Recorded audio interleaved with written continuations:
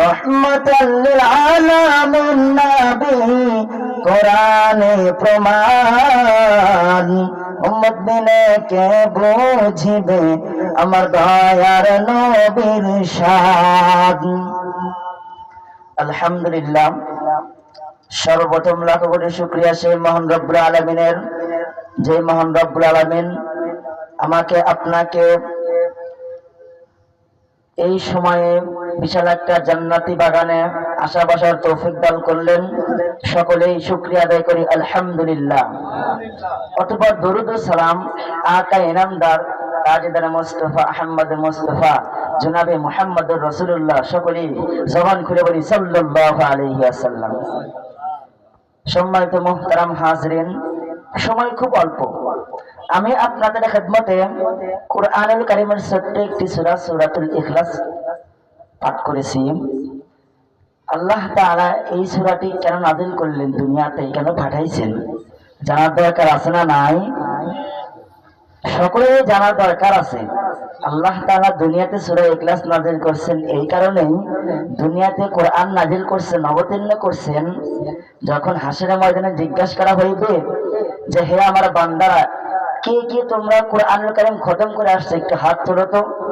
তো আমরা অনেকেই, আল্লাহ তো বলে রাখছেন যে দুনিয়ার মধ্যে এমন লোক থাকবে যারা কোরআন পড়তে জানবে না, এমন লোক থাকবে অল্প কিছু পড়তে পারবে কিন্তু পড়বে না। দুনিয়ার মধ্যে নাস্তিকের অভাব হবে না। তো আল্লাহ তাআলা বললেন যে আমার বান্দারা আমার সামনে আসবে কোরআনুল কারীম খতম না করিয়া, এটা কেমনে হয়? এটা হবে না।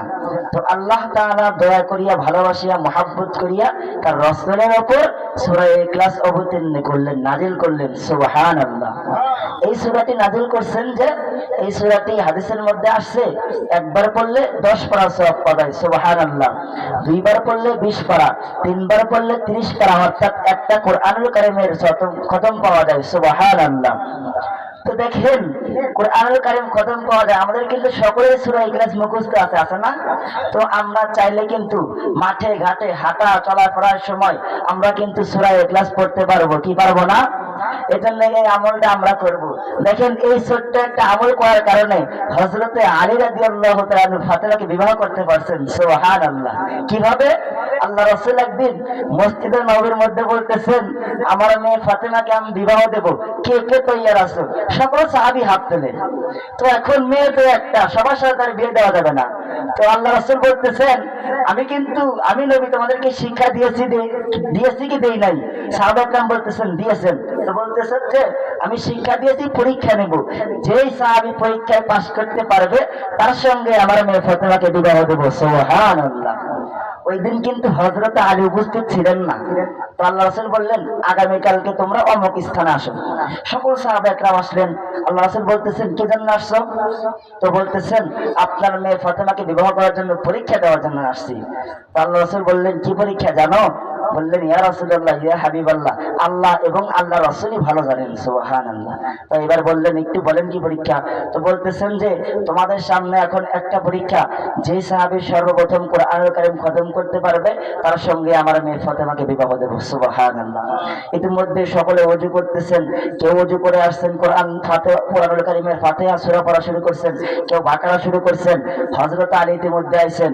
আসার পর বলতেছেন, ইয়া রাসূলুল্লাহ, ইয়া হাবিবাল্লাহ, সকল সাহাবায়ে কেরাম এখানে কি করতেছেন? আল্লাহ রাসূল বলতেছেন, আমার মেয়ে ফাতেমাকে বিবাহ দেব, পরীক্ষা চলতেছে পাত্রের। তো আলী বলতেছেন, ইয়া রাসূলুল্লাহ, আমি কি পরীক্ষায় অংশগ্রহণ করতে পারি না? আল্লাহ রাসূল বললেন, অবশ্যই পারবা, তুমি ওযু করে শরীক হয়ে যাও। বলতেছেন, কি পরীক্ষা? বলতেছেন যে যেই ব্যক্তি, যেই সাহাবী সর্বপ্রথম কোরআনুল কারীম খতম করতে পারবে তার সঙ্গে আমার মেয়ে ফাতেমাকে বিবাহ দেব। তো আলী বলতেছেন, এই কথা শোনার সঙ্গে সঙ্গে হযরত আলী বিসমিল্লাহ সহকারে 3 বার ফাতিহা পড়ছেন। সুবহানাল্লাহ। এরপর বলতেছেন, আমার কোরআনুল কারীম খতম হয়ে গেছে, ইয়া রাসূলুল্লাহ, ইয়া হাবিবাল্লাহ, পরীক্ষা আমি পাস করেছি। আল্লাহ রাসূল বলতেছেন, আলী তুমি কিন্তু মজা লইতেছো। অনেকক্ষণ আগে সাহাবায়ে কেরাম আসছেন, অনেক সাহাবী ওযু করতেছেন, কেউ বা কোরআনুল কারীম কেবল শুরু করছেন, তুমি বলতেছো খতম হয়ে গেছে।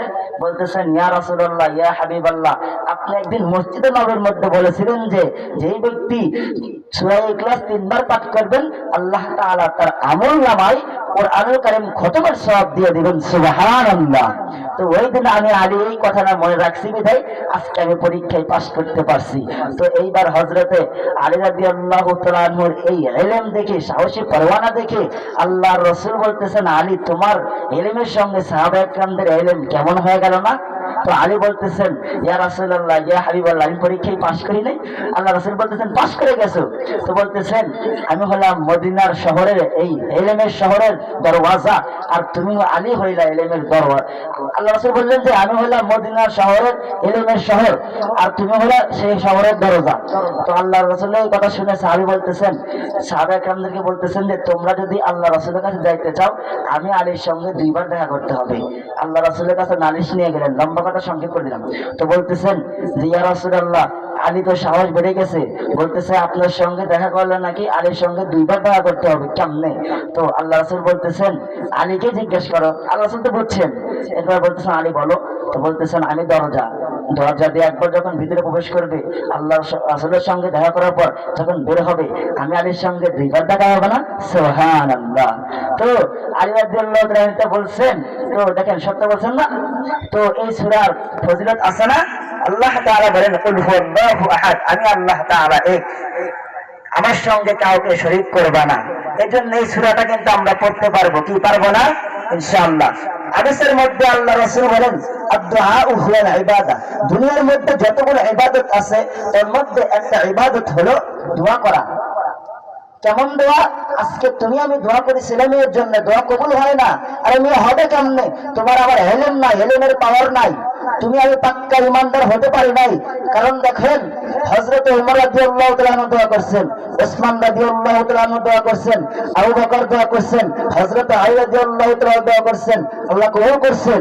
তাদের ইলম ছিল, ঈমান ছিল। আমার তোমার ঈমান নাই, ইলমে নাও। কি জন্য? আমাদের মধ্যে নবীর সুন্নাত নাই।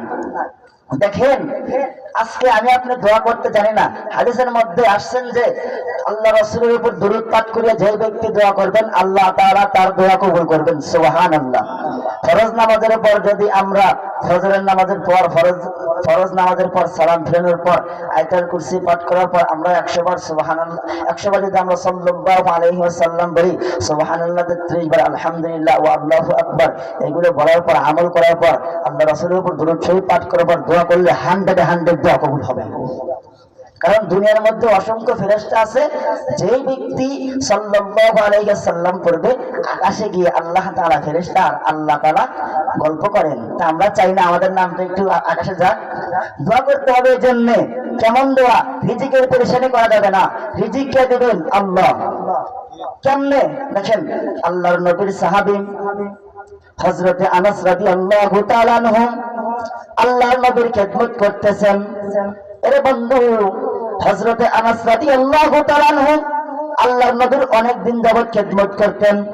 হযরতে আনাস রাদিয়াল্লাহু তাআলা আনহু নবীজির প্রায় দিন খেদমত করার পর একদিন যখন বাসায় চলে গিয়েছেন, এরে বন্ধু, এইবার যখন আনাস রাদিয়াল্লাহু তাআলা আনহু বাসার ভিতরে প্রবেশ করলেন, দরজা দিয়ে যখন প্রবেশ করবেন, ইতিমধ্যেই হযরতে আনাসের মা দেখতে পাইলেন, ওই তো আমার সন্তান আনাস চলে আইছে।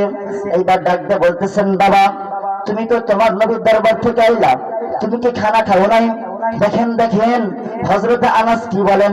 হযরতে আনাস বলতেছেন, মা গো, আমি এমন নবীর দরবারে থাকি, যেই নবী খাইলে আমি খাই, যেই নবী না খাইলে আমি না খাই। আল্লাহু আকবার। আমি আপনি হইলে বলতাম যে নবী খাইতেই দেয় নাই। তো সাহাবী এমন প্রশ্নের উত্তর দিয়ে, আনাসের মা প্রশ্ন করছেন, আনাস এমন প্রশ্নের উত্তর দিয়েছেন, নবীর দোষ হয় নাই, আনাসের মিথ্যা কথাও হয় নাই। তো এইবার আনাস রাদিয়াল্লাহু তাআলা ঘরের ভিতরে প্রবেশ করলেন। আনাসের মা স্পষ্ট বুঝতে পারলেন যে হযরতে আনাস ক্ষুধার্ত, আল্লাহর নবী ক্ষুধার্ত। এইবার আনাসের মা ডাক দিয়ে বললেন, বাবা শোনো, তুমি এইবার চলে যাও নবীর দরবারে, নবীজির দরবারে গিয়া বলবা, ইয়া রাসূলুল্লাহ, ইয়া হাবিবাল্লাহ, আমি আনাসের মা আপনাকে দাওয়াত করছেন, আপনি দাওয়াতটা কবুল করেন। এ বন্ধু, এইবার আনাস রাদিয়াল্লাহু তাআলা আনহু যখন এই কথা বললেন, এইবার আনাস রাদিয়াল্লাহু তাআলা আনহু আল্লাহর নবীকে দাওয়াত দিতে যাইবেন, তার আগে তার মাকে বলতেছেন, আমাদের ঘরে তো কোনো খানা নাই, আল্লাহর নবী আসলে কি খাইতে দিবা? আল্লাহু আকবার। তো এইবার আনাসের মা বলতেছেন, উপরে আমার আল্লাহ, নিচে আমি আনাস, তুমি আনাসের মা, আমি আর আল্লাহ দেখবো, তুমি যাও নবীজির দরবারে গিয়ে দাওয়াত দিয়ে আসো। হযরতে আনাস রাদিয়াল্লাহু তাআলা আনহু চলে গেলেন। এ বন্ধু, হযরতে আনাস রাদিয়াল্লাহু তাআলা আনহু নবীজির দরবারে চলে গেলেন। আল্লাহর নবীর দরবারে যাওয়ার পর আল্লাহর নবীজিকে ডাক দিয়ে বললেন, আসসালাতু আসসালামু আলাইকা ইয়া রাসূলুল্লাহ, ইয়া হাবিবাল্লাহ। আল্লাহ রাসূল মুখটা পিছন দিকে ফিরাইলেন। আনাসকে দেখার পর আল্লাহ রাসূল বলতেছেন, এ আনাস, তুমি না কেবল আমার দরবার থেকে গেলা, আবার কি জন্য আসছো? এ বন্ধু, এইবার আনাস রাদিয়াল্লাহু তাআলা আনহু বলতেছেন, নবীজি, আমি আনাসের মা আপনাকে দাওয়াত করছেন, আপনি ক্ষুধার্ত, আমি আনাসও ক্ষুধার্ত, এই জন্য দাওয়াত করছেন, আপনি আমার বেলায় দাওয়াত খাই, আমার বাড়িতে দাওয়াত খাইতে যাইবেন। এইবার আল্লাহ রাসূল বলতেছেন, আনাস, তুমি দাওয়াত করছো, তোমার মা দাওয়াত করছেন, আমি দাওয়াত কবুল করবো বটে, কিন্তু দিনের বেলায় যাবো না, তোমার বাড়িতে আমি দাওয়াত খাইতে যাবো রাত্রি বেলায়। পূর্ণিমার চাঁদ ওঠার পর পর, সন্ধ্যা হওয়ার পর পর, পূর্ণিমার চাঁদ যখন উঠবে তারপর তোমার বাসায় আমি খানা খাইতে যাবো, দিনের বেলায় আমি যাবো না।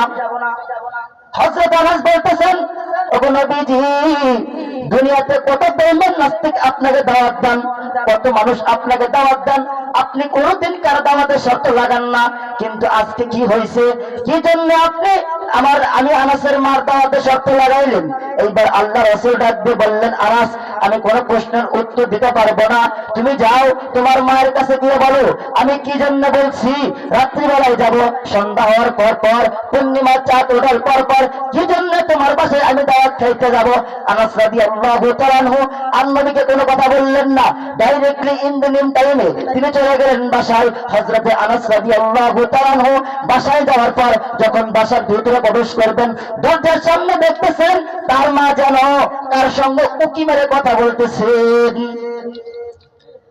হযরতে আনাসের মা উকি মেরে কথা বলতেছেন, আনাস রাদিয়াল্লাহু তাআলা আনহু দরজার আড়াল দিয়ে দেখতেছেন। এইবার আনাস রাদিয়াল্লাহু তাআলা আনহু মার কাছে চলে গেলেন, যাওয়ার পর বলতেছেন, মা গো, এইখানে কেউ নাই, তুমি কার সঙ্গে কথা বলো? এইবার আনাসের মা ডাক দিয়ে বললেন, সেটা তোমার জানার দরকার নাই, তুমি আগে বলো নবীজিকে দাওয়াত করছো, নবীজিকে দাওয়াত কবুল করছে কিনা, নবীজি কখন